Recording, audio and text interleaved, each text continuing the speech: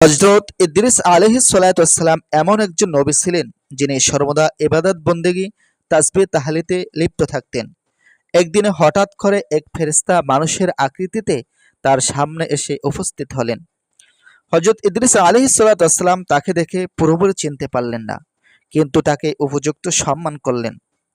হযরত ইদ্রিস আলাইহিস সালাতু ওয়াসসালাম তার অভ্যাস ছিল সারা বছর রোজা রাখা। তার ইফতারের জন্য বেহেশত হতে খাবার আসতো। তিনি সেই বেহেশতি খাবার দ্বারা ইফতারি করতেন। ইফতারি করে যা আবার অবশিষ্ট থাকতো তা আবার বেহেশতে ফিরে যেত। সেদিনও বেহেশত হতে খাবার আসলো। তিনি বেহেশতি খাবার দ্বারা ইফতারি করলেন এবং সে মেহমানকে তা খেতে দিলেন।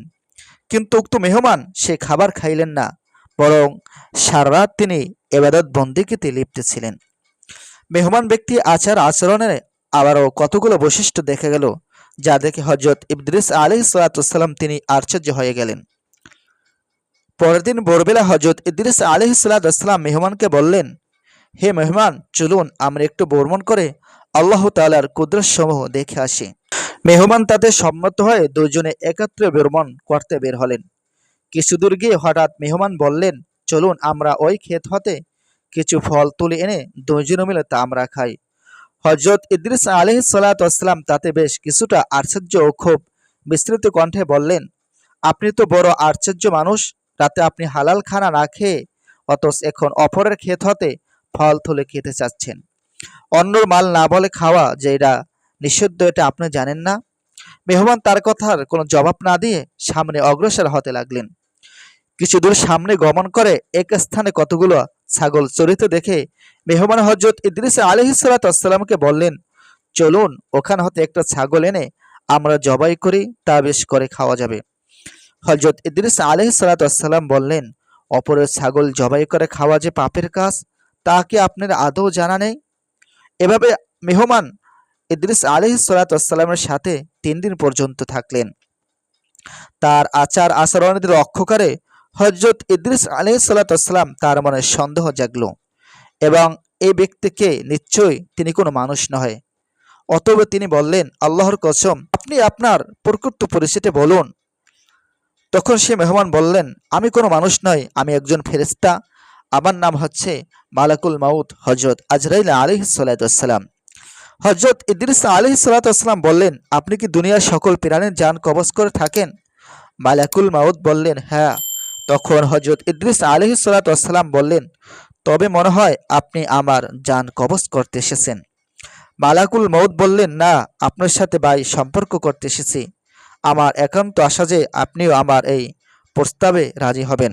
হযরত ইদ্রিস আলাইহিস সালাতু ওয়াসসালাম বললেন, আমি আপনার সাথে এই শর্তে বন্ধুত্ব সম্পর্ক করতে পারি।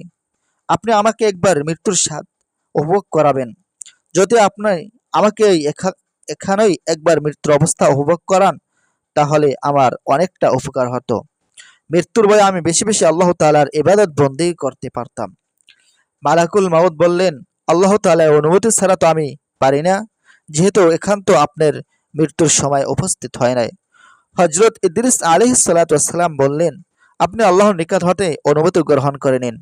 তখন মালাকুল মাউত আল্লাহ তাআলার দরবারে অনুমতির দোয়া করলেন। আল্লাহ তাআলা তাকে অনুমতি প্রদান করলেন ও অনুমতি পেয়ে আজরাইল আলাইহিস সালাতু ওয়াসসালাম ইদ্রিস আলাইহিস সালাতু ওয়াসসালামের জান কবজ করলেন। তার মৃত্যু হওয়ার পরেই মালাকুল মাউত তাকে আবার জীবিত করা দেওয়ার জন্য আল্লাহ তাআলার দরবারে দোয়া করলেন। আল্লাহ তাআলা তার দোয়া কবুল করে হযরত ইদ্রিস আলাইহিস সালাতু ওয়াসসালামকে আবার জীবিত করে দিলেন।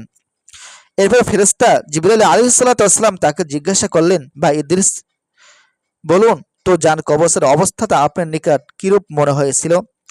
হযরত ইদ্রিস আলাইহিস সালাতু ওয়াসসালাম তার জবাবে বললেন, ভাই মালাকুল মাউত কোন জীবিত প্রাণীর শরীরের চামড়া মাথা হতে পা পর্যন্ত টেনে খসিয়ে ফেলে প্রাণীটার যেমন কষ্ট অনুভব হয়, তদ্রূপ তার চেয়ে আমার বেশি কষ্ট হয়েছিল। ফেরেশতা আজরাইল আলাইহিস সালাতু ওয়াসসালাম বললেন, ভাই ইদ্রিস, আমি আজ পর্যন্ত যত জান কবজ করেছি এত সহজে কারো জান কবজ করিনি। আপনার যাতে অল্প কষ্ট হয় আমি সেদিকে খুবই লক্ষ্য রেখেছি। যাই হোক, এরপর ইদ্রিস আলাইহিস সালাতু ওয়াসসালাম বললেন, ভাই আজরাইল, আমার মনে দোজখ দেখার খুবই স্বাদ জাগিয়েছে। যদি আপনি আমাকে দোজখ দেখাতেন তবে দোজখের ভয়ে আমি ইবাদত বন্দেগী আরো বেশি মনোযোগী হতে পারতাম। তার প্রস্তাব মঞ্জুর করে আজরাইল আলাইহিসসালাম তাকে দোজখের দরজা পর্যন্ত নিয়ে গেলেন। তিনি দোজখ দেখার পর বললেন, ভাই আজরাইল, আমার মনে বেহেশত দেখার অত্যন্ত আগ্রহ জেগেছে। আপনি যদি আমার এই সাধনাটি পূর্ণ করতেন তবে আমি আপনার প্রতি চিরকৃতজ্ঞ হয়ে থাকতাম। মালাকুল মউত বললেন, যদি আপনি আমার নিকট প্রতিশ্রুতি দেন যে বেহেশতে দেখেই আমার নিকট ফিরে আসবেন, তাহলে আমি আপনাকে বেহেশতে দেখাতে পারি। হযরত ইদ্রিস আলাইহিসসালাম তাতে রাজি হলেন। আজরাইল আলাইহিসসালাম তাকে বেহেশতের দরজায় পৌঁছে দিলেন।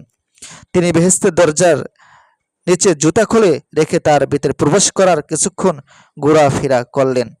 তারপর ফিরে এসে নিজের প্রতিশ্রুতি রক্ষা করলেন, কিন্তু আবার পরক্ষণে জুতা পায়ে দিয়ে এক দৌড়ে বেহেশতের ভিতরে ঢুকে পড়লেন। মালাকুল মাউত তাকে ডেকে বললেন, ভাই ইদ্রিস, আপনি আবার বেহেশতে ঢুকলেন কেন? তাড়াতাড়ি চলে আসুন, আমি আপনাকে দুনিয়ায় পৌঁছে দিয়ে আমার অন্য কাজ করতে হবে।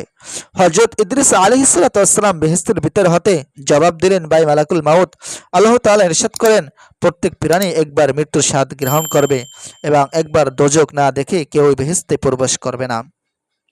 আমি তো একবার মৃত্যুর স্বাদ গ্রহণ করলাম এবং দোজখে দেখলাম, তারপর বেহেশতে হতে বের হয়ে আপনার সাথে আমার ওয়াদা পালন করলাম। অতএব এখন আমি বেহেশতে হতে বের হব না। আপনি এবার আপনার কাজে চলে যান।